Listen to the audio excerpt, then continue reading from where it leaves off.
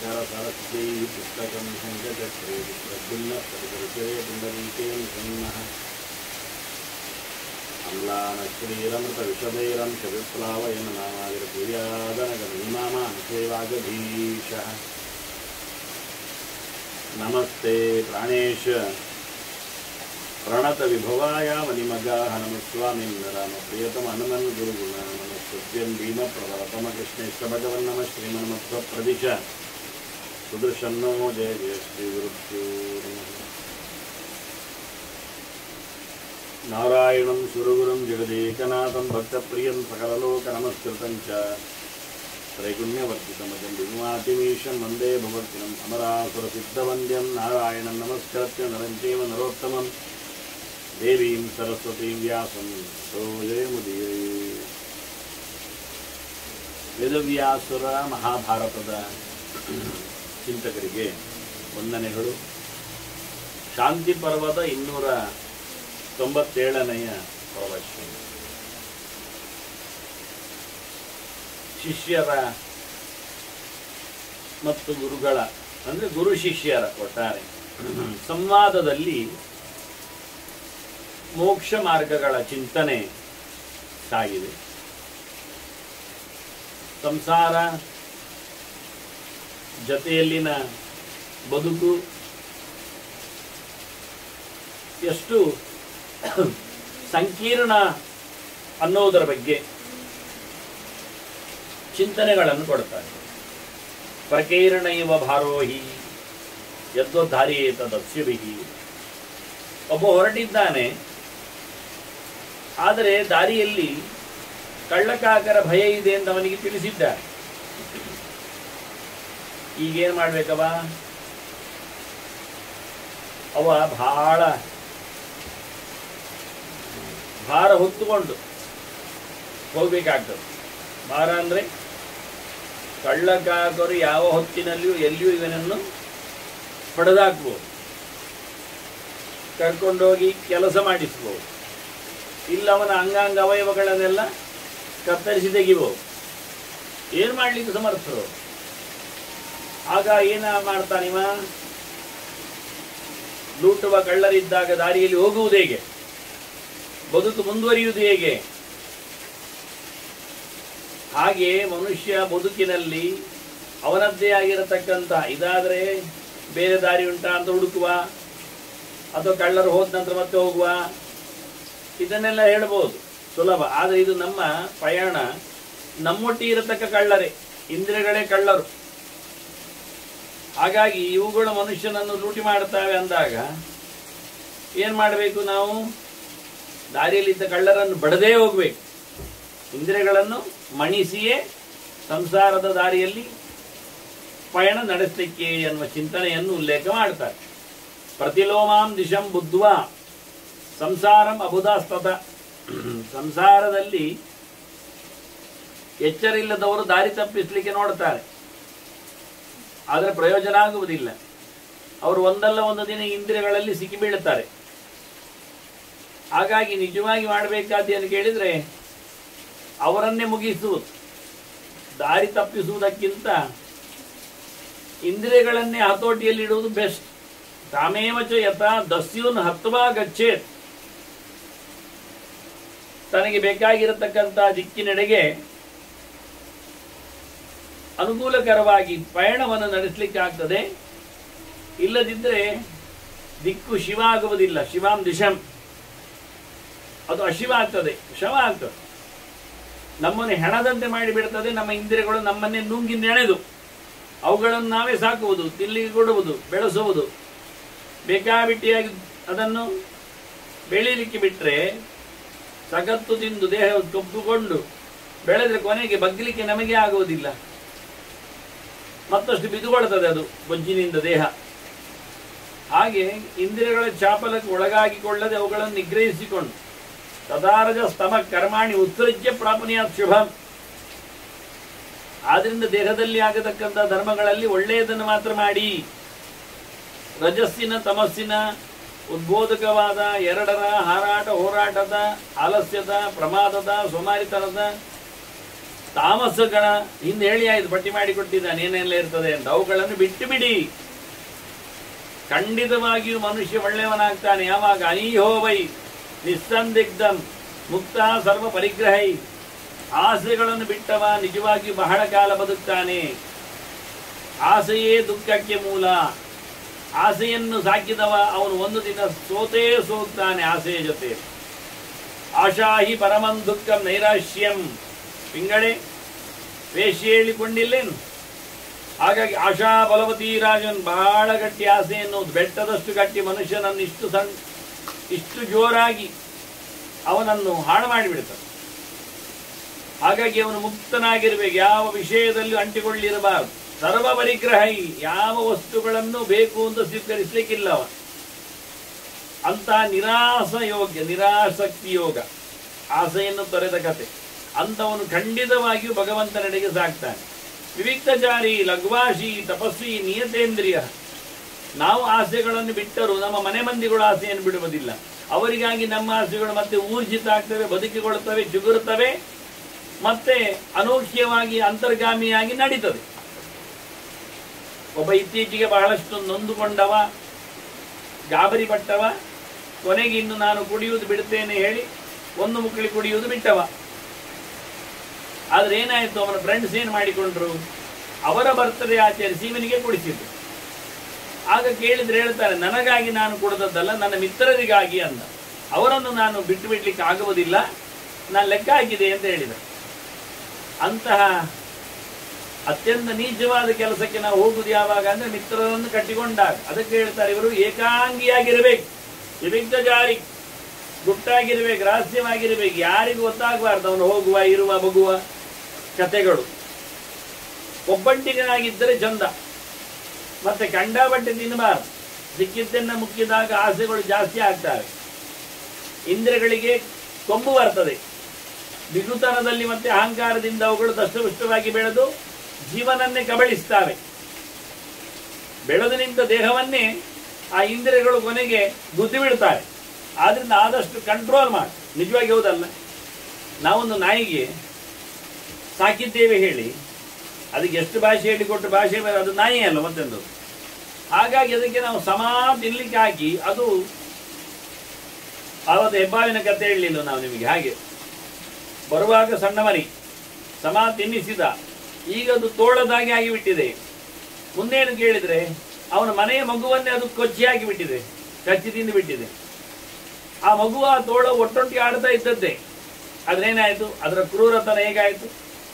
ಅದು ನಮ್ಮ ಇಂದ್ರಿಯಗಳು ಹೀಗೆ ಚೆನ್ನಾಗಿ ಬೆಳೆಸಿ ಒಳ್ಳೆ ಮಾಡಿ ಬೇಕಾದ್ದನ್ನು ಕೊಡಿ ಕೊನೆಗೆ ಅವುಗಳೇ ಜೀವನನ್ನೇ ಅರೆದು ನುಂಗ್ತಾವೆ. ಅದಕ್ಕೋಸ್ಕರ ಚೆನ್ನಾಗಿ ಊಟ ಹಾಕಬೇಡ ಅಂದ್ರೆ ಯಾವಾಗ ಅವನಿಗೆ ಊಟ ಹಾಕುವುದು ಅವುಗಳಿಗೆ ಊಟ ಹಾಕಿದಾಗೆ ಕ್ರಮ ಆಗಿ ಅಂಟಿಕೊಂಡದ್ದು ಬಂಧಣಿಕೆ ಅಂತೇವೆ ನಾವು. ಮರಕ್ಕೆ ನೀರು ಹಾಕಿದ್ರೆ ಮರ ಬೆಳೀತಾ ಇಲ್ಲ, ಮತ್ತೆ ಅದರಲ್ಲಿ ಅಂಟಿಕೊಂಡು ಬಂದ ಬಳ್ಳಿಗಳೇ ಬೆಳೀತಾ ಇರ್ತವೆ, ಪರಾವಲಂಬಿಗಳು ಸಸ್ಯಗಳು.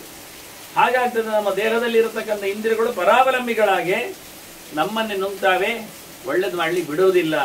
ಅದಕ್ಕೋಸ್ಕರ ಕಠಿಣ ತಪಸ್ಸುಗಳನ್ನು ಆಹಾರದ ನಿಗ್ರಹವನ್ನು ಉಪವಾಸಾದಿಗಳನ್ನು ಅವನು ಮಾಡಬೇಕು.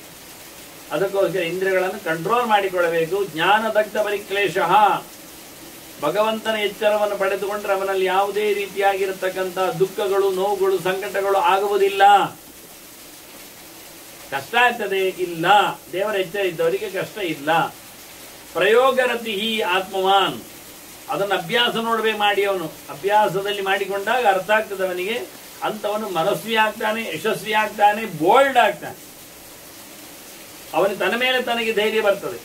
ನಿಷ್ಪ್ರಚಾರೇಣ ಮನಸ, ಅಲುಗಾಡದ ಗಟ್ಟಿಯಾಗಿರತಕ್ಕಂತಹ ದೇವರೆಡೆಗೆ ಸಾಗುವ ಬುದ್ಧಿಮಂತಿಕೆಯಿಂದ ಪರಂ ತದದಿ ಗಚ್ಚದಿ, ದೇವರನ್ನು ಚಿಂತನೆ ಮಾಡ್ತಾನೆ, ತಿಳ್ಕೊಳ್ಳುತ್ತಾನೆ, ಉತ್ತಮವಾದ ಸ್ಥಾನವನ್ನು ಪಡಿತಾನೆ, ದೇವರನ್ನು ಕಾಣುತ್ತಾನೆ. ಧೃತಿವಾನ್ ಆತ್ಮವಾನ್ ಬುದ್ಧಿಂ ನಿಗರಣೀಯಾತ್ ಅಸಂಶಯಂ, ಗಟ್ಟಿ ಮನಸ್ಸು ಮಾಡಿಕೊಂಡು ಅಂದರೆ ದೃಢವಾದ ನಿಶ್ಚಯವಾದ ಬುದ್ಧಿಯಿಂದ ತನ್ನ ಮನಸ್ಸನ್ನು ಸಂಕಲ್ಪ ವಿಕಲ್ಪವಾದದ್ದನ್ನು ಅವನು ಒಳ್ಳೆ ಗಟ್ಟಿಗನಾಗಿ ಕಂಟ್ರೋಲ್ ಮಾಡಲಿಕ್ಕೆ ನೋಡಬೇಕು. ಬುದ್ಧಿ ಮನಸ್ಸಿಗೆ ಪಾಠ ಮಾಡಬೇಕು. ಬುದ್ಧಿಗೆ ಜೀವ ಎಚ್ಚರಿಕೆಯನ್ನು ಕೊಡಬೇಕು. ಜೀವ ದೇವರನ್ನು ಮಾತಾಡಿಸಿಕೊಂಡು ಬರಬೇಕು. ಹೀಗೆ ಕ್ರಮಗಳು ಒಂದಕ್ಕೊಂದು ಹೆಣೆದುಕೊಂಡದ್ದು. ಮನೋಬುದ್ಧಿಯಾನುಗೃಹೀಯ ವಿಷಯಾನ್ ಮನಸ ಆತ್ಮನಃ. ಬುದ್ಧಿ ಹೇಳಿದಾಗೆ ಮನಸ್ಸು ಕೇಳಿದರೆ, ಮನಸ್ಸು ಹೇಳಿದಾಗೆ ವಿಷಯಗಳು ಕೇಳ್ತವೆ, ಇಂದ್ರಿಯಗಳು ಕೇಳ್ತವೆ. ಇಂದ್ರಿಯಗಳನ್ನು ಎಳೆಯತಕ್ಕಂಥ ಮನಸ್ಸು ಅದು ಬುದ್ಧಿಯ ಕಂಟ್ರೋಲಲ್ಲಿದ್ದರೆ ಒಳ್ಳೆಯದನ್ನು ಮಾತ್ರ ತನ್ನ ಇಂದ್ರಿಯಗಳಿಗೆ ಕೊಡ್ಲಿಕ್ಕೆ ಹೇಳ್ತದೆ.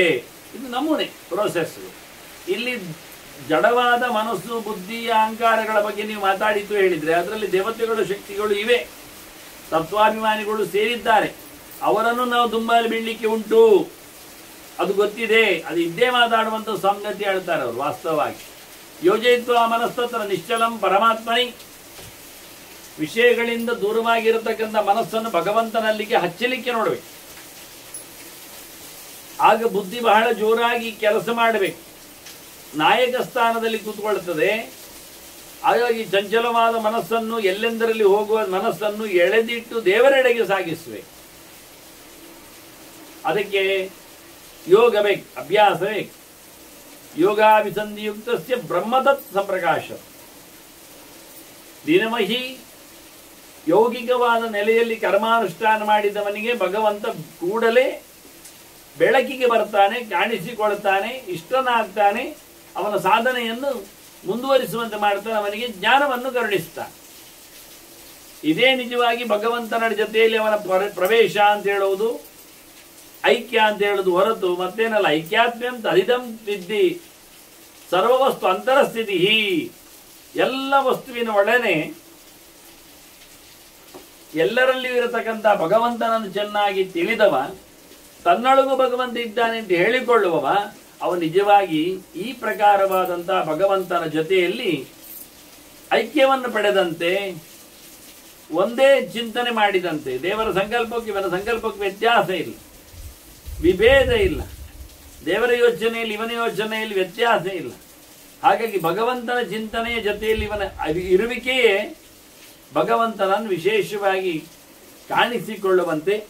ಮುಖ್ಯಾತ್ಮನಾದ ಭಗವಂತನ ವಿಶೇಷತೆ ಏನು ಕೇಳಿದರೆ ಅವನನ್ನು ಚೆನ್ನಾಗಿ ಸರ್ವತ್ರ ಇರುವಂತೆ ಅನುಸಂಧಾನ ಮಾಡುವುದೇ ಆಗಿದೆ. ದೇವರಲ್ಲಿ ಯಾವುದೇ ಪ್ರಕಾರವಾದಂತಹ ಪಾಂಚಭೌತಿಕವಾದ ಕ್ರಿಯಾ ವಿಶೇಷಗಳು ಇಲ್ಲ. ವಿಶೇಷಹೀನಂ ಗೃಹಂತಿ. ಆದರೆ ಇವನಲ್ಲಿ ಮಾತ್ರ ಎಲ್ಲ ವಿಶೇಷಗಳು ಇವೆ, ಭೌತವಾದ ಪ್ರಪಂಚವಿದೆ. ಇದರೊಟ್ಟಿಗೆ ಮಹಾಲಕ್ಷ್ಮಿ ಇದ್ದಾಳೆ, ಅವಳು ಎರಡು ಪ್ರಕಾರದಲ್ಲಿ ಇದ್ದಾಳೆ, ಚಿತ್ ಮತ್ತು ಅಚಿತ್ತಾಗಿ. ಅವಳು ವಿಶೇಷವಾಗಿ ಕಾರಣಾತ್ಮಿಕಳು, ವಿಶೇಷಾಂ ಕಾರಣಾತ್ಮಿಕಾಂ. ಪ್ರಕೃತಿ ಮತ್ತೆ ಪುರುಷ ಇದೆರಡನ್ನು ಚೆನ್ನಾಗಿ ತಿಳ್ಕೊಂಡರೆ ಅವನು ಯಾವ ಪ್ರಕಾರದಲ್ಲಿ ಮತ್ತೆ ಸಿಕ್ಕಿ ಬೀಳುವುದಿಲ್ಲ. ಕಾಣಬೇಕಾದ, ತಿಳಿಯಬೇಕಾದ ಸಂಗತಿ ಇದು ಎರಡೇ. ಇದೆರಡಕ್ಕಿಂತ ಭಿನ್ನನಾಗಿ ನಿಂತಿರತಕ್ಕಂಥ ಜೀವ. ಜಡಕ್ಕೇನು ಅಭಿಮಾನ ಇಲ್ಲ ಅಂತ ನಮಗೆ ಗೊತ್ತುಂಟು. ಹಾಗಾಗಿ ಅಂತ ನೆಲೆಯಲ್ಲಿ ಜೀವ ಈ ಪ್ರಕೃತಿ ಧರ್ಮಗಳಿಂದ, ಪ್ರಾಕೃತ ಧರ್ಮಗಳಿಂದ, ಜಡವಾದ ಭೌತವಾದಂತಹ ಪರ್ಯಾಯಗಳಿಂದ ಆತ ದೂರನಾಗಿ ಚಿದಂಶಭೂತನಾಗಿ ಭಗವಂತನಂತೆ ಅವನ ಜೊತೆಯಲ್ಲಿ ಇರಲು ಪ್ರಯತ್ನಿಸುವಂತೆ ಬೇಕು ಆಗ್ತದೆ ಅಂತ. ಅಥವಾ ನ ಪ್ರಭುಸ್ತತ್ರ ಪರಮಾತ್ಮ ನಿವರ್ತಿತಂ ಆಗಾಮಿ ತತ್ವಂ ಯೋಗಾತ್ಮ ಯೋಗತಂತ್ರ ಉಪಕ್ರಮೆ. ಒಂದೊಮ್ಮೆ ದೇವರಲ್ಲಿ ಇರಲಿಕ್ಕೆ, ದೇವರ ಚಿಂತನೆಯನ್ನು ಮಾಡಲಿಕ್ಕೆ, ಅವನೆಡೆಗೆ ಸಾಗಲಿಕ್ಕೆ ಇನ್ನೊಮ್ಮೆ ಆಗ್ತಾ ಇಲ್ಲ, ಆದರೆ ಕಷ್ಟ ಆಗ್ತದೆ ಅಂತಾದರೆ ಅವನು ಉಪಾಯವನ್ನು ಮಾಡಲಿಕ್ಕುಂಟು. ಭಗವಂತನ ಸಂಬಂಧವನ್ನು ಪಡೆಯಲಿಕ್ಕೆ ಬೇಕಾಗಿರತಕ್ಕ ಉಪಾಯ,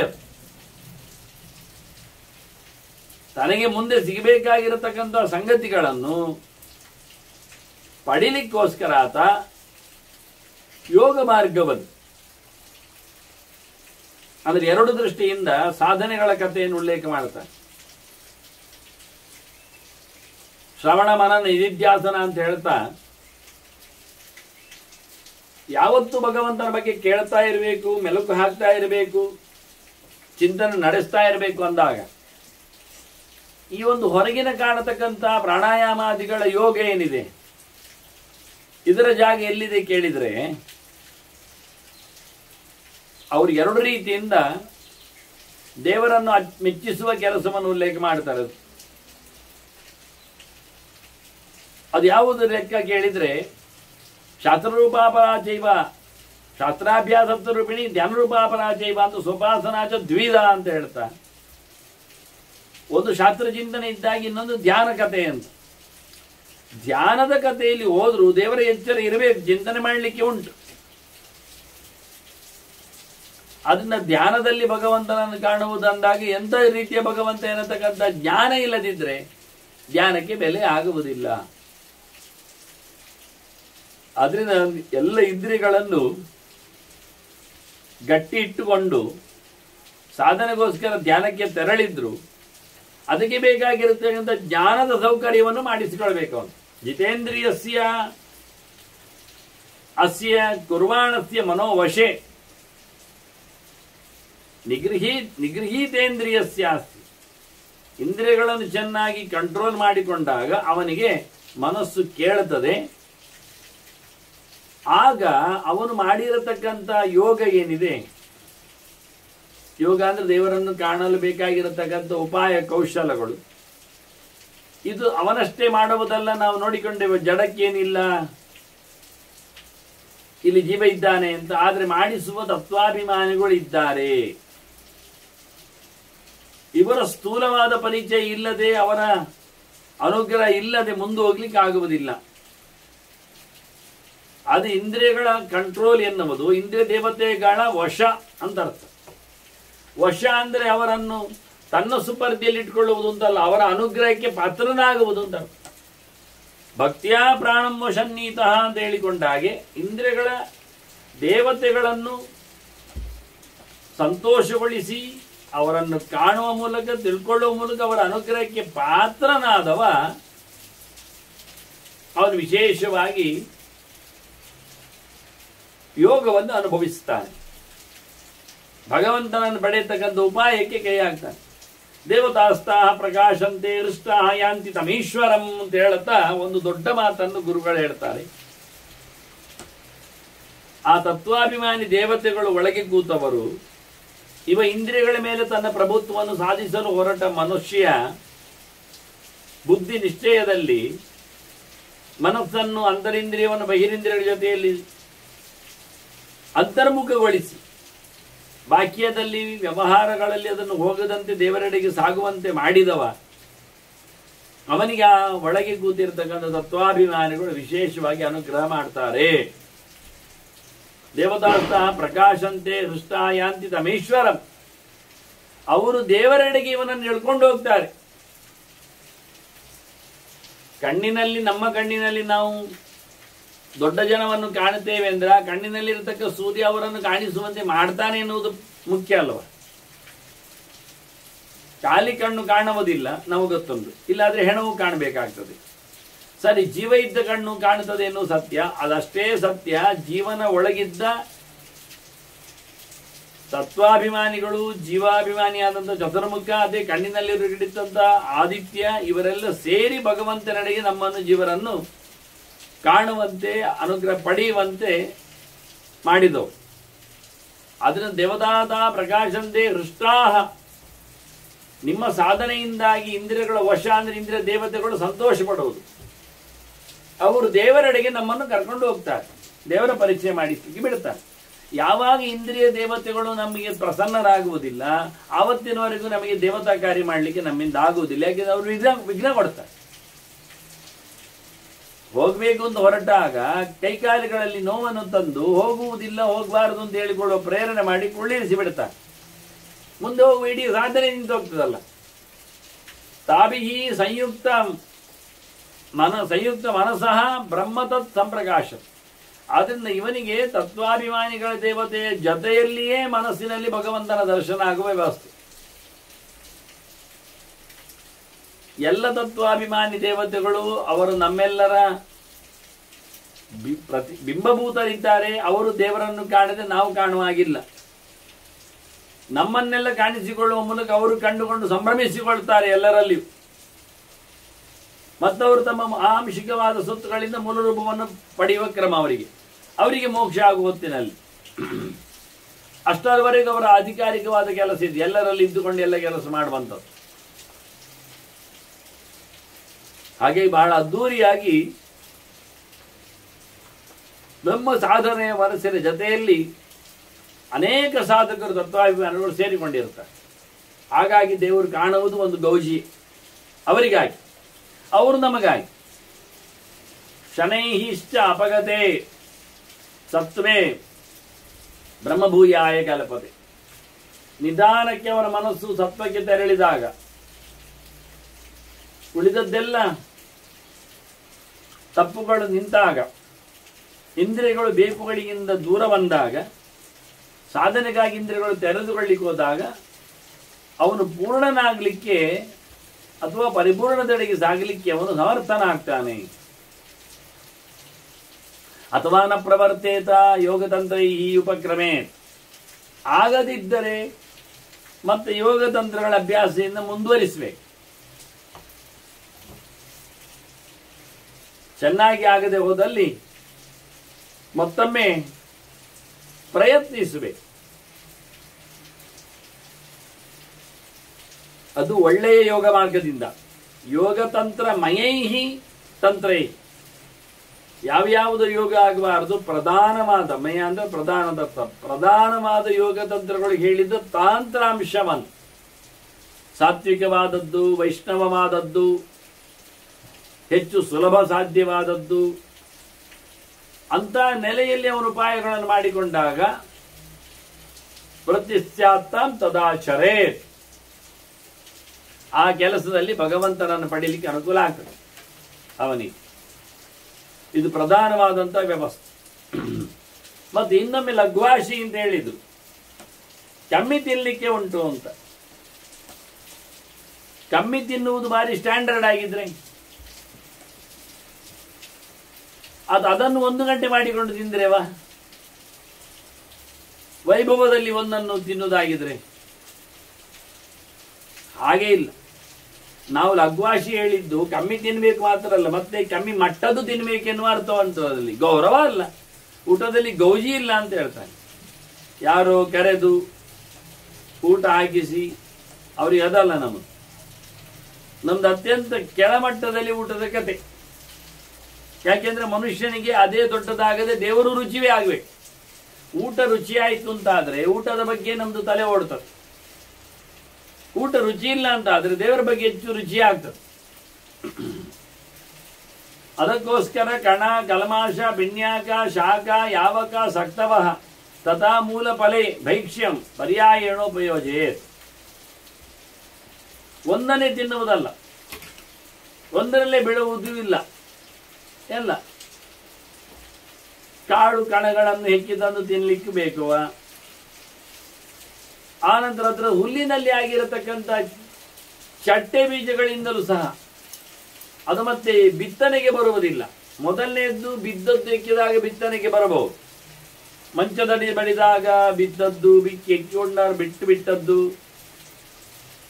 ಬೀದಿಯಲ್ಲಿ ಬಿದ್ದದ್ದು, ಅದು ಹಕ್ಕಿದಿಂದ ಬಳಿಕ ಉಳಿದ ಹೊತ್ತಿನಲ್ಲಿ ಹೋಗಿ ತಂದದ್ದು, ಹೀಗೆ ಅದೆಲ್ಲ ಬೇಕಾದಷ್ಟು ಬಗೆಯಿಂದ ಕಣಕಣಗಳ ಬಗ್ಗೆ ನಾವು ಮಾತಾಡಬಹುದು. ಅದರೊಟ್ಟಿಗೆ ಕುಲ್ಮಾಶ ಪಿಣ್ಯಾಕ ಅಂದ್ರೆ ಹಿಂಡಿ, ಸಾರವನ್ನು ತೆಗೆದಿದ್ದಾರೆ, ಇವ ಹಿಂಡಿಯನ್ನು ತಿನ್ನಬೇಕು. ತೆಂಗಿನಕಾಯಿ ತಿನ್ಲಿಕ್ಕಿಲ್ಲ, ತೆಂಗಿನಕಾಯಿ ಹಿಂಡಿ ತಿನ್ಲಿಕ್ಕೆ. ಹಾಗೆ ಅಭ್ಯಾಸ ಮಾಡ್ಬೇಕು. ಅದಕ್ಕೆ ನಾನು ಕಣ ಹೇಳಿದ್ದು, ಕಣದಲ್ಲಿ ಜೀವ ಇದೆ. ಜೀವ ಅಂದ್ರೆ ಅದು ಬಿತ್ತನೆಗೆ ಬಿತ್ತ ಹಾಕ್ಲಿಕ್ಕೆ ಬರ್ತದೆ. ಆದ್ರೆ ಹಕ್ಕಿಗಳು ಎಕ್ಕಿ ಓದ ಬಂದ್ರೆ ಹಾಕ್ಲಿಕ್ಕೆ ಕುಲ್ಮಾಶ ಆಗಲ್ಲ. ಇದರಲ್ಲಿ ಬರುತ್ತಲ್ಲ ಉಪನಿಷತ್ತಿನ ಉದ್ದಿನ ಕಾಳು ಅಂತ, ನೆನೆಸಿದ ಉದ್ದಿನ ಕಾಳು ಸ್ವಲ್ಪ ಮಟ್ಟಿನಲ್ಲಿ ಸುಲಭ ಮಾಡಿತ್ತು, ಹಿಂದಿನ ದಿನ ತಂದು ಹಾಕಿತ್ತು. ಇದರಲ್ಲಿ ಹೆಕ್ಕಲಿಕ್ಕೆ ಹೇಳಿಕೆ ಇದೆ. ಭತ್ತ ಹೆಕ್ಕಿದಾಗಲ್ಲ, ಹಕ್ಕಿಗಳು ಹೆಕ್ಕಿದಾಗಲ್ಲ, ಇದು ತೋಟದಲ್ಲಿ ಹೆಕ್ಕಿದ್ದು. ಇದು ಇನ್ನೊಂದು ಅನ್ಯಾಯ, ಹೆಕ್ಕಿದಿನ್ನು. ಮತ್ತೊಂದು ಪಿಣ್ಯಾಕ ಅಂದ್ರೆ ಹಿಂಡಿ, ಹೇಳಿದೆ ಆಗ್ಲೇ, ಸಾರ ತೆಗೆದದ್ದು ಅಂತ. ಮತ್ತೊಂದು ಶಾಖ, ತರಕಾರಿ. ಮತ್ತೆ ಯಾವಕ್ಕೆ ಸಂಬಂಧಪಟ್ಟದ್ದು ಗೋಧಿ. ಮತ್ತು ಸಕ್ತವಹ, ಹಿಟ್ಟು, ಹುರಿದ ಹಿಟ್ಟು. ಇಷ್ಟುಗಳು ತಿನ್ಲಿಕ್ಕೆ ಬರ್ತದೆ. ಮತ್ತೆ ಮೂಲ ಫಲ, ನೆಲದಡಿಯಲ್ಲಿ ಆದದ್ದು, ಮರದ ಮೇಲೆ ಆದದ್ದು. ಮತ್ತೆ ಭೈಕ್ಷ್ಯ, ಯಾರ ಹತ್ರ ಆದ್ರೂ ಬೇಡಿಕೊಂಡು ಬಂದದ್ದು.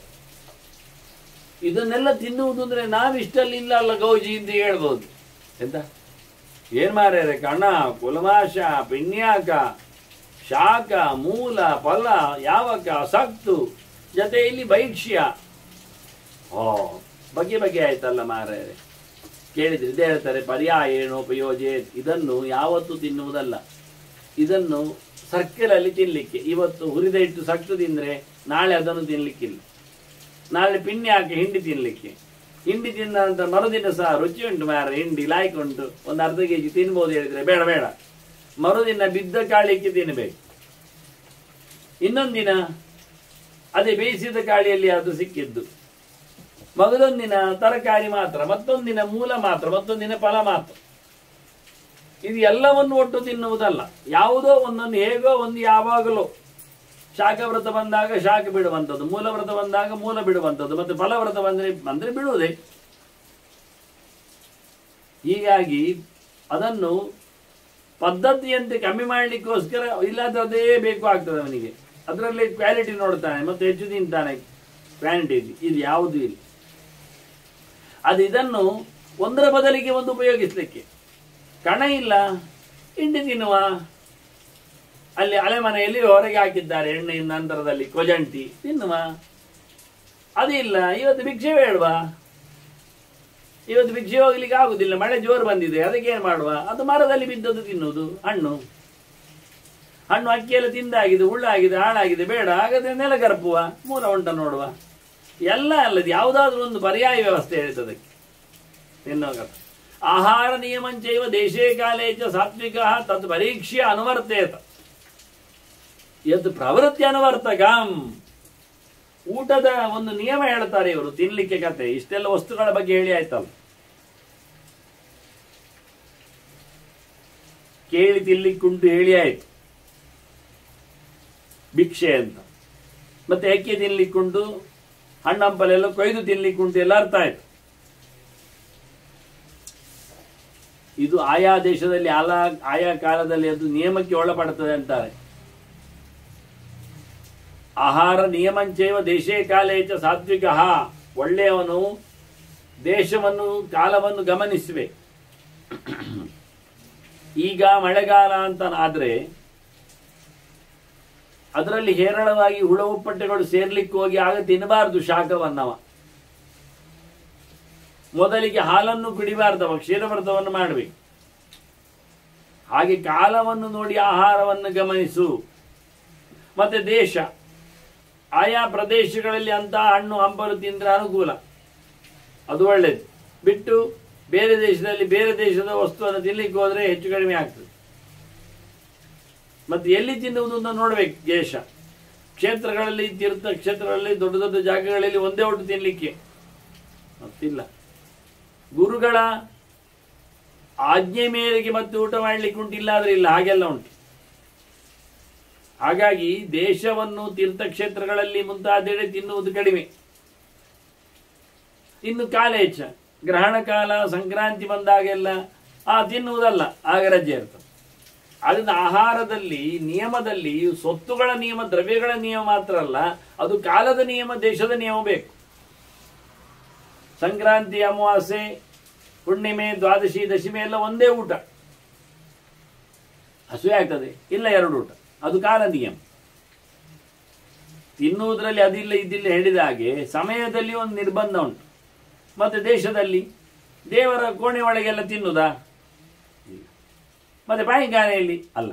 ಹಾಗೆ ದೇಶ ಅಂದ್ರೆ ಪ್ರದೇಶ, ಅದರಲ್ಲಿ ಒಂದು ವ್ಯವಸ್ಥೆ ಉಂಟು. ತೀರ್ಥಕ್ಷೇತ್ರಗಳಲ್ಲಿ ಎಲ್ಲ ಕಂಡಾಬಟ್ಟೆ ತಿಂದುಕೊಂಡಿರ್ಲಿಕ್ಕೆಲ್ಲ ಅಲ್ಲೆಲ್ಲ ಲಾಜ್ ಎಲ್ಲ ಮಾಡಿದ್ದಾರೆ, ಹೋಟೆಲ್ ಎಲ್ಲ ತೆರೆದಿದೆ. ದೇವಸ್ಥಾನ ಅಂಗಳದಲ್ಲಿ ಕೈಯ ದೋಸೆ ಎಲ್ಲ ಹಾಕ್ತಾರೆ, ಅದು ಪ್ರಯೋಜನ ಇಲ್ಲ ಅಂತ. ಅದಾಗಲಿಲ್ಲ ಅಂತ ಶುದ್ಧವಾದ ದೇಶ ನೋಡಿ, ಶುದ್ಧ ದೇಶ ದೇವಸ್ಥಾನ ತಿನ್ಲಿಕ್ಕೆ ಶುದ್ಧ ಅಲ್ಲ, ಅಲ್ಲಿ ನಾವು ತಿಂದು ಅಶುದ್ಧ ಮಾಡುತ್ತೆ. ಅಂದ್ರೆ ದೇಶಕ್ಕೆ ಕಾಲಕ್ಕೆ ಅನುಗುಣವಾಗಿ ನಮ್ಮ ಆಹಾರದ ಪದ್ಧತಿ ಇರಬೇಕು ಅಂತೇಳಿ ಸಾತ್ವಿಕರ ಲಕ್ಷಣ ಇದು ಅಂತ ಹೇಳ್ತಾರೆ. ಹಾಗಾಗಿ ಅವನು ಮಾಡುವಾಗ ತಿನ್ನಲು ಹೊರಟಾಗ ಅದನ್ನು ನೋಡ್ಬೇಕು, ಗಮನಿಸ್ಬೇಕವ. ಪರೀಕ್ಷೆಯ ಅನುವರ್ತೇತ, ಯಾವುದನ್ನು ಮಾಡುವುದಾದ್ರೂ ಪರೀಕ್ಷೆ ಮಾಡಿಕೊಳ್ಳದೆ ಅಲ್ಲ. ಯಾಕೆ ಪರೀಕ್ಷೆ ಕೇಳಿದ್ರೆ ಅದರ ಮುಂದುವರಿದ ಅನುಕೂಲ ಹೇಳ್ತಾನೆ. ಯತ್ ಪ್ರವೃತ್ತಿ ಅನುವರ್ತಕಂ ಅಂತ. ಇವನು ತಿನ್ನುವುದರಿಂದ ದೇವರೆಡೆಗೆ ಸಾಕ್ತಾನ ಅಲ್ವಾ, ಅಲ್ಲಿಗೆ ಮಲಗ್ತಾನ? ಆವತ್ತಿನ ಚಿಂತನೆಯಲ್ಲಿ ಅವನಿಗೆ ಮುಂದುವರಿಕೆ ಉಂಟಾ, ಸೋತೋದ್ನ? ಇದನ್ನು ಗಮನಿಸಿ. ಹಾಗಾಗಿ ಮುಖ್ಯವಾಗಿ ಪ್ರವೃತ್ತಿಗೆ ಅಂದ್ರೆ ಪರಮಾತ್ಮ ದೇವರನ್ನು ಮೆಚ್ಚಿಸಿಕೊಳ್ಳಿಕ್ಕೆ ಅನುಕೂಲ ಆಗುವಂಥದ್ದಾಗಿದ್ದರೆ ಆ ಕಾಲದಲ್ಲಿ ಆ ದೇಶದಲ್ಲಿ ಆ ಸೊತ್ತನ್ನು ಉಪಯೋಗಿಸಲಿಕ್ಕೆ ಬರ್ತದೆ. ಆದ್ರಿಂದ ಅವ್ರು ಹೇಳಿದ್ದು ಪ್ರವೃತ್ತಿ ನಮ್ಮ ಊಟ ಎನ್ನುವುದು ದೇವರನ್ನು ಮರೆಯುವಂತೆ ಆಗಬಾರದು, ದೇವರ ಎಚ್ಚರವನ್ನು ತಪ್ಪಿಸುವಂತೆ ಇರಬಾರದು. ಕೆಲವು ತೀರ್ಥಕ್ಷೇತ್ರ ಸಂಚಾರದಲ್ಲಿ ಬಂದಾಗ ಅಲ್ಲಿನ ಆಹಾರ ದೋಷಗಳು ಅದು ದೇವರನ್ನು ಮರೆಯಿಸುತ್ತವೆ. ಅದಾಗದಂತೆ ಅನುಕೂಲಕರವಾಗಿ ಆಹಾರದಲ್ಲಿ ಆಹಾರದ ವಸ್ತುಗಳ ಶುದ್ಧತೆಯ ನೆಲೆಯಲ್ಲಿ ಕೆಲವು ದೇಶಗಳು, ಕೆಲವು ಕಾಲಗಳು ಭಗವಂತನ ವಿರೋಧ ಕಾಲಗಳು, ದಶಮಿ ಆಗಲಿ, ಏಕಾದಶಿ ಆಗಲಿ, ಹುಣ್ಣಿಮೆ ಆಗಲಿ, ಸಂಕ್ರಾಂತಿ ಆಗಲಿ, ಇಂತಹ ಸಂದರ್ಭದಲ್ಲಿ ಊಟವನ್ನು ನಿಷೇಧ ಮಾಡ್ತಾರೆ. ಇದರಿಂದ ನಿಷೇಧ ಇರಲಾಗಿ ಆ ಕಾಲದಲ್ಲಿ ಅದರ ಸೇವನೆ ಇಲ್ಲ. ಮಧ್ಯರಾತ್ರಿ ಅಂತೆ, ಮಧ್ಯರಾತ್ರಿಯ 2 ಯಾಮಗಳು, ಸೂರ್ಯ ಕಂತಿದ ಬಳಿಕ 3 ಗಂಟೆಯ ನಂತರ, ಸೂರ್ಯೋದಯದ 3 ಗಂಟೆಯ ಮೊದಲು, ಅದು ತ್ಯಾಜ್ಯವಾದ ರಾಕ್ಷಸ ಕಾಲದಲ್ಲಿ ತಿನ್ನಲಿಕ್ಕಿಲ್ಲ. ಅದನ್ನು ಕಾಲದ ಘಟ್ಟದಲ್ಲಿ ತಿಳ್ಕೊಳ್ಳಿಕ್ಕೆ ಬೇಕಾದ. ಅದರಂತೆ ಅಸಜ್ಜನರ ಕೊಂಪೆಯಲ್ಲಿ ದೇಶದಲ್ಲಿ ಸ್ಥಾನದಲ್ಲಿ ಸಹ ಆತ ಊಟೋಪಚಾರಗಳನ್ನು ನಡೆಸುವಂತಿಲ್ಲ. ಒಟ್ಟಾರೆ ನಮಗೆ ಬೇಕಾದ್ದು ಪ್ರವೃತ್ತಿ ಅಂದರೆ ಪರಮಾತ್ಮನಡೆಗೆ ಸಾಗುವಂಥದ್ದು. ಅದಕ್ಕೆ ವಿರೋಧ ಆಗುವಂತಹ ಪ್ರವೃತ್ತಿ ನಮ್ಮದಾಗಬಾರದು, ದುಡಿಯುವಿಕೆ ಆಗಬಾರದು. ಅದರಿಂದ ಪ್ರವೃತ್ತನ್ನೋಪರುಂಧೇತ, ಭಗವಂತನಡೆಗೆ ಸಾಗತಕ್ಕದ್ದನ್ನು ಯಾವತ್ತೂ ತಡಿಲಿಕ್ಕಿಲ್ಲ, ನಿಧಾನಕ್ಕೆ ಹೋಗ್ಲಿಕ್ಕೆ ಬಿಡಬೇಕು. ಹೇಗೆ ಶನಿ ಅಗ್ನಿರಿವೇನ್ ಧನಂ ಅಥವಾ ಅಗ್ನಿರಿವೇಂದಯೋ, ಅಗ್ನಿರಿವೇಂದಯೇತ್, ವಾಸ್ತವವಾಗಿ ಅಗ್ನಿರಿವ ಇಂದ ಏತ್, ಬೆಂಕಿಯನ್ನು ನಿಧಾನಕ್ಕೆ ನಾವು ಉರಿಸ್ತೇವೆ, ಒಮ್ಮೆಲೆ ಉರಿಯುವುದಿಲ್ಲ, ಒಮ್ಮೆಲೆ ಕಟ್ಟಿ ಹಾಕುವುದಿಲ್ಲ, ನಿಧಾನ ಗಾಳಿ ಆಗಿ ಸ್ವಲ್ಪ ಸ್ವಲ್ಪ ಉರಿಸಿ ದೊಡ್ಡದು ಮಾಡ್ತೇವೆ. ಹಾಗೆ ಭಗವಂತನೆಡೆಗೆ ಸಾಗುವಾಗ ನಿಧಾನಕ್ಕೆ ನಮ್ಮನ್ನು ಅಣಿಗೊಳಿಸಲಿಕ್ಕೆ ಉಂಟು. ಪ್ರವೃತ್ತಿ ಧರ್ಮವನ್ನು ದೇವರೆಡೆಗೆ ಪ್ರವೃತ್ತಿ ನಿವೃತ್ತಿಯಿಂದ 2 ಧರ್ಮ ರೂಢಿಯಲ್ಲಿರುವ ಸಂಗತಿಗಿಂತ ಭಿನ್ನವಾಗಿ ಇಲ್ಲಿ ಚಿಂತನೆಗೆ ತಂದು ಪೂರ್ಣವಾದ ಭಗವಂತನೆಡೆಗೆ, ಪೂರ್ಣವಾದ ಇರುವಿಕೆಗೆ ಕಾರಣ ಆಗುವಂತೆ ದೇವರೆಡೆಗೆ ಸಾಗುವಂತಾಗಿದ್ದರೆ ಅದು ಒಳ್ಳೆಯದು. ಅದನ್ನು ಒಮ್ಮೆಲೆ ಮಾಡುವುದಲ್ಲ, ನಿಧಾನಕ್ಕೆ ಆಚೆ ಓಡಿಸಿ ದೇವರ ಅನುಗ್ರಹಕ್ಕೆ ಪಾತ್ರನಾಗುವಂತೆ ನಡೆಸಬೇಕು.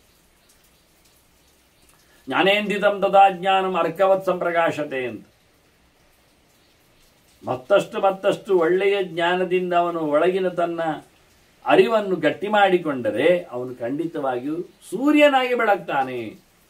ಜ್ಞಾನಾಧಿಷ್ಠಿತಂ ಅಜ್ಞಾನಂ ತ್ರೀನ್ ಲೋಕಾನ್ ಅಧಿತಿಷ್ಠತಿ. ಲೋಕದಲ್ಲಿ ಎಲ್ಲ ಕಡೆ ಗೊತ್ತಿಲ್ಲ ಎನ್ನುವುದೇ ದೊಡ್ಡ ಸಂಗತಿ. ಆದರೆ ಅವರು ಗೊತ್ತಿಲ್ಲ ಒಂದು ಬಿಟ್ಟು ಮತ್ತೆಲ್ಲ ಗೊತ್ತುಂಟು ಅಂತಲೇ ಹೇಳುವವರೇ ಇರುವುದು. ಎಲ್ಲ ಜನರನ್ನು, ಅಜ್ಞಾನಿಗಳನ್ನು, ವಿಪರೀತ ಜ್ಞಾನಿಗಳನ್ನು, ಸಂಶಯಿತರನ್ನು ಸಹ, ಅಂದರೆ ಜ್ಞಾನಿಗಳು ಸಹ ವರ್ಗದಲ್ಲಿ ಬಂದರೆ ಅವರೆಲ್ಲರನ್ನು ಸಹ ಬೇಸ್ತುಪಡಿಸ್ತದೆ. ಅಜ್ಞಾನ ಜ್ಞಾನದಲ್ಲಿ ಅಂಟಿಕೊಂಡು ಎಲ್ಲ ಕಡೆ ತುಂಬಿದೆ. ಸಾತ್ವಿಕ ರಾಜಸ ತಾಮಸರನ್ನು ಹೀಗೆ ಕಾಡುವುದು ಗೊತ್ತಿಲ್ಲ, ಇದೇ ಅಂತಾದರೂ ಅಭಿಭೂತವಾಗಿದೆ ರಾಜಸದಿಂದ, ಇದೇ ಅಂತಾದರೂ ಸತ್ತೇ ಹೋಗಿದೆ ಅದು ತಾಮಸ ಸ್ವಭಾವದಿಂದ, ತಾಮಸ ಗುಣಗಳಿಂದ. ಹೀಗಾಗಿ ಬಹಳ ಚಂದವಾಗಿ ಮನಸ್ಸನ್ನು ಭಗವಂತನೆಡೆಗೆ ಸಾಗುವ ಮೂಲಕ ದೇವರ ಎಚ್ಚರವನ್ನು ಚೆನ್ನಾಗಿ ಗಟ್ಟಿ ಮಾಡಲಿಕ್ಕೆ ಎಲ್ಲ ಬಗೆಯ ಜನರಲ್ಲಿ, 3 ಲೋಕದವರಲ್ಲಿ ಇಂತಹ ಒಂದು ಜ್ಞಾನದ ಪೆಟ್ಟು ಇದೆ. ಅದನ್ನು ದೇವರ ವಿಷಯದಲ್ಲಿ ಚೆನ್ನಾಗಿ ಗಟ್ಟಿ ಮಾಡಿಕೊಂಡು ವಿಜ್ಞಾನಾನುಗತಂ ಜ್ಞಾನಂ ಅಜ್ಞಾನೇನ ಅಪಕೃಷ್ಯ. ಇದೆಲ್ಲ ಹೇಳುವಾಗ ಆಚೆ ಈಚೆ ಎಲ್ಲ ಮಾಡ್ತಾರೆ.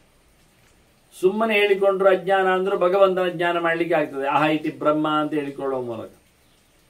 ವಿಜ್ಞಾನದಲ್ಲಿಯೂ ಅಗ್ಗೆ ಪ್ರವಿಸಂಭೂವಸಕ ವಿಷ್ಣು ವಾಚಕ ಅಂದ್ವಿ ಅಂದ್ರೆ ವಿಷ್ಣು ಅಂತ ಹೇಳಿಕೊಂಡು ವಿಷ್ಣು ಜ್ಞಾನ ಅಂತ ಅರ್ಥ ಮಾಡಲಿಕ್ಕೆ ಆಗ್ತದೆ. ಹಾಗೆ ಅತ್ಯಂತ ಸಂಕೀರ್ಣವಾದ ಕೆಲವು ಮಾತುಗಳು ಇರ್ತವೆ. ಕಾಂಟೆಸ್ಟ್ ಮೀನಿಂಗ್ ಅಂತೇವೆ ಪ್ರಕರಣದಲ್ಲಿ ಬಂದಾಗ. ಪರಮಾತ್ಮನ ಜ್ಞಾನವು ಅದು ನಿಜವಾಗಿ ನಮ್ಮ ತಿಳುವಳಿಕೆಯನ್ನು ಅವಲಂಬಿಸಿಕೊಂಡು ಬಂದಿದೆ. ಅದನ್ನು ಅಳಿಸಬಾರದು. ಆದರೆ ಅದರ ಜೊತೆಯಲ್ಲಿ ಸಮಾಜದ ವಿಜ್ಞಾನವು ಸಹ ತಲೆ ಒಳಗೆ ಹೋಗಿದ್ರೆ ಅದನ್ನು ನಿಧಾನಕ್ಕೆ ಅವನು ಹೊರಗೆ ತೆಗೆಯಲಿಕ್ಕಿದೆ. ಈ ರೀತಿಯಾಗಿ ಪರಮಾತ್ಮನ ಜ್ಞಾನವನ್ನು ಗಟ್ಟಿ ಮಾಡಿಕೊಂಡು ಮುಖ್ಯವಾಗಿ ಕೇಳಬೇಕಾದ್ದು ದೇವರ ಹತ್ತಿರದಲ್ಲಿ ಅಂದಾಗ ಎರಡು ಅಂಶ. ಜೀವ ದೇವರಿಗಿಂತ ಬೇರೆ ಇದ್ದಾನೆ ಎನ್ನುವುದು ಸತ್ಯ, ಜೀವ ದೇವನಲ್ಲಿ ಜೊತೆಯಲ್ಲಿದ್ದಾನೆ ಎನ್ನುವುದು ಸತ್ಯ. ದ್ವಾಸುಪರ್ಣ ಸೈಜ ಸಕಾಯ ಅಂತ ಹೇಳುವಾಗ ಈ ಮಂತ್ರ ಏನು ಹೇಳ್ತದೆ? ದೇವರ ಜೊತೆಯಲ್ಲಿ ಸಂಪ್ರಯೋಗವನ್ನು ಹೇಳ್ತದೆ, ದೇವರಿಗಿಂತ ಅವನು ಪೃಥಕ್ ಇದ್ದಾನೆ ಅಂತಲೂ ಹೇಳ್ತದೆ. ಭಿನ್ನ ಎನ್ನುವುದನ್ನು ದ್ವಿವಚನದಲ್ಲಿ ನೋಡ್ಲಿಕ್ಕೆ ಆಗ್ತದೆ. ದ್ವಾಸುಪರ್ಣ ಸಯುಜ ಸಕಾಯ ಅಂತ ಹೇಳುವಲ್ಲಿ ಸಕಾಯವು ಗೆಳೆಯರಿರುವರು ಹೇಳೋ ಮೂಲಕ ದೇವರಿಂದ ಅವನು ಬೇರೆ ಇದ್ದಾನೆ ಎನ್ನುವ ಅರ್ಥ ಆಯ್ತು. ಆದರೆ ಸಮಾನಂ ವೃಕ್ಷಂ ಪರಿಷಸ್ವಜಾತೆ ಅಂತ ಹೇಳಿದ್ರಿಂದ ಒಂದೇ ದೇಹವನ್ನೇ ಅಲಂಕರಿಸಿದ್ದಾರೆ ಅಂತ ಹೇಳುವ ಮೂಲಕ ಏಕತ್ವವನ್ನು ಹೇಳಿದಾಗೂ ಆಯ್ತು. ಅಂದ್ರೆ ಏನಾಯ್ತು? ಏಕಸ್ಥಾನ ಗತತ್ವ ಹೇಳಿದಾಗ ಆಯ್ತು. ಒಂದು ಜಾಗದಲ್ಲಿ ಇದ್ದಾರೆ, ಒಂದು ಜಾಗದಲ್ಲಿ ಹೆಚ್ಚು ಜನ ಬರಬಾರ್ದ? ಬರುದಿಲ್ವಾ? ಅಲ್ಲರಿ, ಒಂದೇ ಗೆಲ್ಲಿನಲ್ಲಿ ಎರಡು ಹಕ್ಕಿ ಇರಬೇಕು, ಇರುವುದಿಲ್ವಾ? ಅಲ್ಲ, ಒಂದು ಗೆಲ್ಲಿನ ಒಂದು ತುಂಡಿನಲ್ಲಿ ಎರಡು ಹಕ್ಕಿ ಆಗ್ತದೆ. ಹೇಗೆ? ಅದು ತಾಯಿ ಮರಿ ಒಟ್ಟೊಟ್ಟಿ ಇರುವುದಿಲ್ಲ. ಒಂದೇ ಗೆಲ್ಲಿನಲ್ಲಿ ಮಂಗ ಮರಿಯನ್ನು ಇಟ್ಕೊಂಡು ಕೂತ್ಕೊಳ್ಳೋದಿಲ್ವಾ? ಶೇ, ಅದು ನೋಡಿ, ಮರಿ ಇರುವುದು ಗೆಲ್ಲಿನಲ್ಲಿ ಅಲ್ಲ, ಮತ್ತೆ ಅದು ತಾಯಿಯ ಮಂಡೆ ಮೇಲೆ, ತಾಯಿಯ ಬೆನ್ನಿನ ಮೇಲೆ, ತಾಯಿಯ ಎದೆ ಹತ್ತಿರದಲ್ಲಿ. ಆದರೆ ಗೆಲ್ಲಿನಲ್ಲಿ ಇಲ್ಲ. ಅದು ಗೆಲ್ಲಿನಲ್ಲಿ ಒಂದೇ ಮಂಗ ಇರುದು. ಈಗ ಅದರಿಂದ ಗೆಲ್ಲಿನಲ್ಲಿ ಒಂದೇ ಅಕ್ಕಿ ಇರುವುದು. ಅಕ್ಕಿಯ ಮೇಲೆ ಅಕ್ಕಿದ್ರೆ ನಾವು ಹೇಳುದಾಗಲ್ಲ, ಏಕಪ್ರದೇಶದಲ್ಲಿ ಎರಡರ ಸಮಾವೇಶವನ್ನು ಹೇಳುತ್ತೇವೆ. ಉಂಟಲ್ಲ, ದೇಹ ಎನ್ನುವುದೊಂದು ಮರ, ಅದರಲ್ಲಿ ದೇವರಿದ್ದಾನೆ, ಜೀವನಿದ್ದಾನೆ. ನೋಡಿ, ಅತ್ಯಂತ ಅಣುವಾದಂತಹ ಜೀವನಿಗೆ ಅಣುವಾದ ಒಂದು ಜಾಗ ಬೇಕು. ಅದರಲ್ಲಿ ಅಂತರ್ ಪ್ರವೇಶ್ಯ ತತ್ಸರ್ವ ವ್ಯಾಪ್ಯ ನಾರಾಯಣ ಸ್ಥಿತಿಯ ಅಂತರ್ ಬಹಿಷ ತತ್ಸರ್ವ ಇರುವುದರಿಂದ ಅಣುವಾದ ಜೀವನ ಒಳಗೆ ದೇವರಿದ್ದಾನಲ್ಲ. ಹೀಗೆ ದೇವರ ಸ್ಥಿತಿಯನ್ನು ನಾವು ಹೇಳುತ್ತೇವೆ. ಒಂದೇ ಕಡೆ ಭಗವಂತ ಮತ್ತು ಜೀವ ಇರ್ಲಿಕ್ಕೆ ಹೋಗಿ ಹೆಚ್ಚು ಜನರಿಗೆಲ್ಲ ಕನ್ಫ್ಯೂಸ್ ಆಗಿ ಅದು ಜೀವನೇ ದೇವರು ಹೇಳಿಬಿಡಿದವರು, ಅಥವಾ ಕೆಲವರಿಗೆ ದೇವರು ಜೀವನ ಎಂದಾಗಿ ಹೋಗ್ತದೆ. ಅದರಿಂದ ಪೃಥಕ್ತ್ವಾತ್ ಸಂಪ್ರಯೋಗಾಚ್ಚ ನಾಸೂಯುಹು ವೇದ ಶಾಶ್ವತಂ. ಇಲ್ಲಿ ಬುಳ್ಚಟ್ ಬಿಡಬೇಕು, ಅಸೂಯೆ ಇರಬಾರ್ದು. ಚೆನ್ನಾಗಿ ಅರ್ಥ ಮಾಡಿಕೊಳ್ಳಬೇಕು. ನಾನು ಹೇಳಿದ್ದೆ ಸಮ, ನಾನು ಹೇಳಿದ್ದಲ್ಲ ಸಮ ಅಂತ ಹಾಗೇನಲ್ಲ. ಸರಿಯಾಗಿ ಯೋಚನೆ ಮಾಡಿಕೊಂಡ್ರೆ ಬಹಳ ಸುಂದರವಾಗಿ ಎಲ್ಲವನ್ನು ಪರಿತ್ಯಾಗ ಮಾಡಲಿಕ್ಕೆ ಬರತಕ್ಕಂಥ ಜೀವ ಬೇರೆ, ಎಲ್ಲವನ್ನು ತನ್ನ ಸಂಕಲ್ಪದಿಂದ ಎಲ್ಲವನ್ನು ಇಟ್ಟುಕೊಂಡಿರತಕ್ಕಂಥ ಭಗವಂತ ಬೇರೆ. ಭಗವಂತ ಜೀವನನ್ನು ಬಿಟ್ಟಿರಬಹುದು, ಜೀವನ ದೇವರನ್ನು ಬಿಟ್ಟಿರ್ಲಿಕ್ಕೆ ಆಗುವುದಿಲ್ಲ. ಇದೆಲ್ಲ ಅರ್ಥ. ಪೃಥಕ್ತ್ವ ಸಂಪ್ರಯೋಗಾಚ್ಚ. ದೇವರಿಗೆ ಪೃಥಕ್ತ್ವ ಇದೆ, ಪ್ರತ್ಯೇಕತಾ ಇದೆ. ದೇವರು ಜೀವ ಇಲ್ಲದಲ್ಲಿಯೂ ಇದ್ದಾರೆ, ಜೀವನು ದೇವ ಇಲ್ಲದಲ್ಲಿ ಇಲ್ಲ. ಇಷ್ಟೇ. ಎಲ್ಲಿ ಎಲ್ಲಿ ದೇವರಿದ್ದಾರೆ ಅಲ್ಲಿ ಜೀವ ಇರಬೇಕು ಅಂತ ಇಲ್ಲ, ಎಲ್ಲಿ ಎಲ್ಲಿ ಜೀವ ಇದ್ದಾರೆ ಅಲ್ಲಿ ದೇವರಿದ್ದಾರೆ. ಇದು ಕನ್ಫ್ಯೂಸ್ ಹೇಳಿದ್ರೆ ಅದಕ್ಕೊಂದು ಸುಂದರ ಉದಾಹರಣೆ ಹೇಳುತ್ತೆ. ಈಗ ಬೆಂಕಿ ಮತ್ತು ಹೊಗೆ, ಹೌದು ಇಂತ ಹೇಳುವ, ಬೆಂಕಿ ಇದ್ದಲ್ಲಿ ಹೊಗೆ ಉಂಟು ಹೇಳುವನಾ? ಉಂಟಲ್ಲ. ಅಡಿಗೆ ಕೋಣೆಯಲ್ಲಿ ಬೆಂಕಿ ಇರ್ತದೆ, ಹೊಗೆ ಇರ್ತದೆ. ಹೊಗೆ ಇದ್ದಲ್ಲಿ ಬೆಂಕಿ ಉಂಟು ಹೇಳುವನಾ? ಅದು ಸರಿಯೇ, ಹೊಗೆ ಇದ್ದಲ್ಲಿ ಬೆಂಕಿ ಇರಲೇಬೇಕಲ್ಲ, ಹೊಗೆ ಬಂದದ್ದು ಬೆಂಕಿಯಿಂದಲ್ಲ. ಈಗ ಬೆಂಕಿ ಇದ್ದಲ್ಲಿ ಹೊಗೆ ಇದ್ದೇ ಹೇಳಿದ್ರೆ ತಪ್ಪಾಗ್ತದೆ. ಹೊಗೆ ಇದ್ದಲ್ಲಿ ಬೆಂಕಿ ಹೇಳಿದ್ದು ಸುಲಭ ಆಗ್ತದೆ. ಯಾಕೆ? ಹೊಗೆ ಅನ್ನೋದು ಬೆಂಕಿಯ ಕಾರ್ಯ. ಆದರೆ ಈಗ ನೋಡಿ, ಕಬ್ಬಿಣದ ಒಂದು ತುಂಡು, ಒಂದು ಮೊಳೆ, ಒಂದು ಚಿಮಟ, ಅದು ಬೆಂಕಿಯಲ್ಲಿ ಕಾಯ್ದು ಹೋಗಿದೆ. ಈಗ ಅಲ್ಲಿ ಬೆಂಕಿ ಉಂಟಾ ಇಲ್ವಾ? ಕಬ್ಬಿಣದಲ್ಲಿ ಉಂಟು. ಕಬ್ಬಿಣದ ಮೊಳೆಯಲ್ಲಿ, ಅದಕ್ಕೆ ಚೂರಿಯಲ್ಲಿ ಏನೋ ಬೆಂಕಿ ಹತ್ತಿರ ಗೊತ್ತು, ಅದರಲ್ಲಿ ಬೆಂಕಿ ಉಂಟು. ಆದ್ರೆ ಹೊಗೆ ಉಂಟಾ? ಇಲ್ಲ. ಅಲ್ಲಿ ಹೊಗೆ ಬರ್ತದ? ಅದು ಬೆಂಕಿ ಅಲ್ಲ, ಅದು ಬೇರೆ ಹೇಳಿದೆ. ಹೊಗೆ ಬರ್ತದ? ಬರಲಿಕ್ಕೆ ಬರ್ತದೆ. ಯಾವಾಗ? ಒಂಚೂರು ನೀರು ಹಾಕಿ ನೋಡಿ, ಹೊಗೆ ಬರ್ತದೆ. ಆದ್ರಿಂದ ಬೆಂಕಿ ಇದ್ದಲ್ಲಿ ಹೊಗೆ ಉಂಟು ಹೇಳಲಿಕ್ಕೆ ಆಗುವುದಿಲ್ಲ, ಹೊಗೆ ಇದ್ದಲ್ಲಿ ಬೆಂಕಿ ಉಂಟು ಹೇಳುವುದರಲ್ಲಿ ತಪ್ಪಿಲ್ಲ. ಅದನ್ನ ಜೀವ ಇದ್ದಲ್ಲಿ ದೇವರಿದ್ದಾರೆ ಎನ್ನುವುದು ಸತ್ಯ, ದೇವರಿದ್ದಲ್ಲಿ ಜೀವ ಇದ್ದಾನೆ ಹೇಳುವುದು ಅದು ಸುಳ್ಳು. ದೇವರು ಪ್ರತ್ಯೇಕವಾಗಿರ್ಲಿಕ್ಕೆ ಬರ್ತಾನೆ, ಆದ್ರೆ ಇದು ದೇವರು. ನೋಡಿ, ನಮಗೆ ಬಿಟ್ಟಿರ್ಲಿಕ್ಕೆ ಆಗುವುದಿಲ್ಲ, ಆದ್ರಿಂದ ನಾವು ಜೀವರು. ಅವನು ನಮ್ಮನ್ನು ಬಿಟ್ಟಿರ್ತಾನೆ, ಆದ್ರಿಂದ ಅವನು ದೇವರು. ಇಷ್ಟೇ ವ್ಯತ್ಯಾಸ. ಪೃಥಕ್ತ್ವ ಸಂಪ್ರಯೋಗಾಚ್ಚ ನಾಸೂಯು ವೇದಶಾಸ್ತ್ರ. ಅದೆಲ್ಲ ಆಗುವುದಿಲ್ಲ, ಹಾಗೆಲ್ಲ ಇಲ್ಲ. ಅದೆಂಥದ್ದು ಹಾಗೆಲ್ಲ ಗಲಾಟೆ ಮಾಡ್ಲಿಕ್ಕೆ ಇಲ್ಲ ಅಂತಾರೆ. ನಾಸೂಯು, ಅಸೂಯೆ ಪಡಬೇಡಿ. ಯಾಕೆಂದ್ರೆ ಅದು ದೇವರ ಧರ್ಮ. ಈ ಹೆಣ್ಣು ಗಂಡು ಎರಡು ಸಮಾನ ಅಂತ ಗಲಾಟೆ ಮಾಡ್ತಾರೆ. ಅದಕ್ಕೂ ಹಾಗೆ ಉಂಟು, ಇದಕ್ಕೂ ಹೀಗೆ ಉಂಟು, ಹರಿವನೆತ್ತರು ಹೀಗೆ ಉಂಟು, ಕೈ ಕಾಲುಗಳು ಹಾಗೆ ಉಂಟು, ಅದು ಮಾಡ್ತದೆ, ಇದು ಮಾಡಿ ಹಾರ್ಲಿಕ್ಕೆ ಬರ್ತದೆ, ಎಲ್ಲ ಆಗ್ತದೆ ಅಂತೆಲ್ಲ. ಅದೆಲ್ಲಕ್ಕೆಲ್ಲ ತಮಾಷೆ ಕೆಲವರು ಮಾಡಿದ್ದಾರೆ, ಇರ್ಲಿ. ಅದೆಲ್ಲ ಹುಚ್ಚೊಯ್ದಾಗ ಅವನಿಗೆ ಬರೀಲಿಕ್ಕೆ ಬರ್ತಿದ್ದಕ್ಕೆ ಬರಲಿಕ್ಕೆ ಬರೋದಿಲ್ಲ, ಇದು ಸೋತಿದೆ ಎಲ್ಲ ಹೇಳಿಕೊಂಡವರಿದ್ದಾರೆ, ಇರ್ಲಿ. ನಾವು ಹೇಳುತ್ತೇವೆ, ಗಂಡು ಹೆರಲಿಕ್ಕೆ ಆಗ್ತಾನ? ಇಲ್ಲ. ಹೆಣ್ಣು ಹೆರದೆ ಕೂತ್ಕೊಳ್ಳಿಕ್ಕೆ ಆಗ್ತದ? ಇಲ್ಲ. ಅದರಲ್ಲಿ ಗರ್ಭಾಶಯ ಉಂಟು, ಒಂದು ವೇಸ್ಟ್ ಆಗ್ತದೆ. ಆಗ ಗಂಡಿಗೆ ಗರ್ಭಚೀಲ ಇಲ್ಲ, ಆದ್ರಿಂದ ಹೆರುವುದಿಲ್ಲ. ಹೆಣ್ಣಿಗೆ ಗರ್ಭಚೀಲ ಇದೆ, ಅದು ಹೇರುತ್ತದೆ, ಬರ್ತದೆ ಅದಕ್ಕೆ. ಇದು ಸಹಜವಾಗಿ ಕೊಟ್ಟಿರತಕ್ಕಂಥ ಅದಕ್ಕೆ ವಿಶೇಷವಾದಂತಹ ಒಂದು ಕೊಡುಗೆ. ಅನ್ನ ಪೃಥಕ್ತ್ವಾತ್ ಸಂಪ್ರಯೋಗ ಹೇಳಿದ್ದಾಗೆ ಅನ್ನ ಜೀವ ಅದು ಪ್ರತ್ಯೇಕವಾಗಿ ಇರುವಂತಹ ಧರ್ಮ. ಅದಕ್ಕೆ ನಾವು ಪುಡ್ಚಟ್ ಪಡುವುದಲ್ಲ, ಅಸೂಯೆ ಹೊಡುವುದಲ್ಲ. ಅದಕ್ಕೆ ಗಂಡಿಗೆ ಹಾಗೆ ಕೊಟ್ಟ ದೇವರು, ಹೆಣ್ಣಿಗೆ ಹೀಗೆ ಮಾಡಿದ, ಹೆಣ್ಣು ಹೀಗಾಯ್ತು, ಗಂಡು ಹಾಗಾಯ್ತು, ಅದಕ್ಕೆ ಮೀಸೆ ಉಂಟು, ಇದಕ್ಕೆ ಅದಿಲ್ಲ, ಅದೆಲ್ಲ ಯಾವುದು ಅಲ್ಲ. ಹೊರಗಿಂದ ನೋಡಿಕೊಂಡು ಹೇಳತಕ್ಕಂಥ ನೆಲೆಯಲ್ಲಿ ಅಸೂಯೆ ಪಡ್ಲಿಕ್ಕಿಲ್ಲ. ಅದರದ್ದೇ ಆಗಿರತಕ್ಕ ಸೊಗಸು, ಸೊಗಡು, ವೈಶಿಷ್ಟ್ಯ, ವೈಭವ ಎಲ್ಲ ಇದೆ. ಹೀಗೆ ಅರ್ಥ ಮಾಡಿಕೊಂಡಾಗ ದೇವರು ಅರ್ಥ ಆಗ್ತಾನೆ. ನತಯೋ ಅಪವರ್ಗಜ್ಞ ಸತಯೋ ಅಪವರ್ಗಜ್ಞ ಸಂಪ್ರಯೋಗಾಚ್ಚ. ವಾಸ್ತವವಾಗಿ ಮೋಕ್ಷದ ಅರಿವು ಎಚ್ಚರ ಆದಾಗ ಒಂದು ದೃಷ್ಟಿಯಿಂದ ಜ್ಞಾನ ಮತ್ತು ಅಜ್ಞಾನ, ಬಂದದ್ದು ಬಿಡುವಂಥದ್ದು ಹೋಗುವಂಥದ್ದು, ಇದನ್ನು ಯೋಚನೆ ಮಾಡಿಕೊಂಡ್ರೆ, ಅಥವಾ ಪೃಥಕ್ತ್ವ ಸಂಪ್ರಯೋಗವನ್ನೇ ಇಟ್ಟುಕೊಂಡ್ರು ಒಂದು ದೃಷ್ಟಿಯಿಂದ. ಅಪವರ್ಗ ಅಂದರೆ ಪವರ್ಗ ಇಲ್ಲ. ಪಾಪ ಬಬಮ ಅಂತ 5 ಅಕ್ಷರಗಳು ಅದು ಮೋಕ್ಷಕ್ಕೆ ಬಂದಾಗ ಇಲ್ಲ ಆಗ್ತದೆ. ಮೋಕ್ಷದಲ್ಲಿ ಪತನ ಇಲ್ಲ, ಮಾಡಿದ್ದಕ್ಕೆ ಫಲ ಇರುವುದಿಲ್ಲ, ಅದರಂತೆ ಬಂಧನ ಇಲ್ಲ, ಮತ್ತೆ ಭಯ ಇಲ್ಲ, ಮರಣವೂ ಇಲ್ಲ. ಹೀಗೆ ಪಂಚ ವರ್ಗಗಳ ಚಿಂತನೆ ಅಪವರ್ಗ ಅಂತ ಕರೀತಾರೆ. ಹೀಗಾಗಿ ಅಪವರ್ಗಜ್ಞನು ವೀತರಾಗ ವಿಮುಚ್ಯತೆ. ಇದನ್ನು ಚೆನ್ನಾಗಿ ಇಲ್ಲಿಂದ ಬಿಡುಗಡೆಯನ್ನು ತಿಳಿದವನು ರಾಗಮುಕ್ತನಾಗಿ ಮೋಕ್ಷವನ್ನು ಪಡೆಯಲಿಕ್ಕೆ ಸಮರ್ಥನಾಗ್ತಾನೆ. ಅದಕ್ಕೋಸ್ಕರ ವಯೋತೀತ ಜರಾಮೃತ್ಯು ಜಿತ್ವಾ ಬ್ರಹ್ಮ ಸಮಶ್ನುತೆ ಸನಾತನಂ. ಮುಖ್ಯವಾಗಿ ಆಸೆಗಳನ್ನು ತೊರೆದುಕೊಂಡವ, ಜರಾಮರಣದ ಈ ಕಂತೆಯಿಂದ ದೂರನಾಗಿಕೊಂಡವ ಭಗವಂತನನ್ನು ಪಡೀಲಿಕ್ಕೆ ಸಮರ್ಥನಾಗ್ತಾನೆ. ಅಮೃತಂ ಪದಮಾಪ್ನೋತಿ ಯತ್ತದಕ್ಷರಮವ್ಯಯಂ. ಅವನು ಉತ್ತಮವಾದಂತಹ ಭಗವತ್ ತತ್ವವನ್ನು ಅವಲಂಬಿಸಿಕೊಂಡು ಮುಕ್ತನಾಗ್ತಾನೆ. ಹಾಗೆಯೇ ಅವನು ನಿಷ್ಕಲ್ಮಶವಾದಂತಹ ಬ್ರಹ್ಮಚರ್ಯವನ್ನು ಅವಲಂಬಿಸಿಕೊಂಡು ಮೋಕ್ಷವನ್ನು ಪಡೆಯಲಿಕ್ಕೆ ಸಮರ್ಥನಾಗ್ತಾನೆ ಎನ್ನುವ ಚಿಂತನೆಯನ್ನು ಉಲ್ಲೇಖ ಮಾಡಿತು. ಮುಂದಕ್ಕೆ ಬ್ರಹ್ಮಚರ್ಯದ ವಿಶೇಷ ಚಿಂತನೆಯನ್ನು ಅವನು ಹೇಳುತ್ತಾನೆ. ಅದನ್ನು ಮತ್ತೆ ಚಿಂತನೆಗೆ ತರುವ ವಂದನೆಗಳೊಂದಿಗೆ ಶ್ರೀಕೃಷ್ಣಾರ್ಪಣಮಸ್ತು. ನಾರಾಯಣ ನಾರಾಯಣ ನಾರಾಯಣ.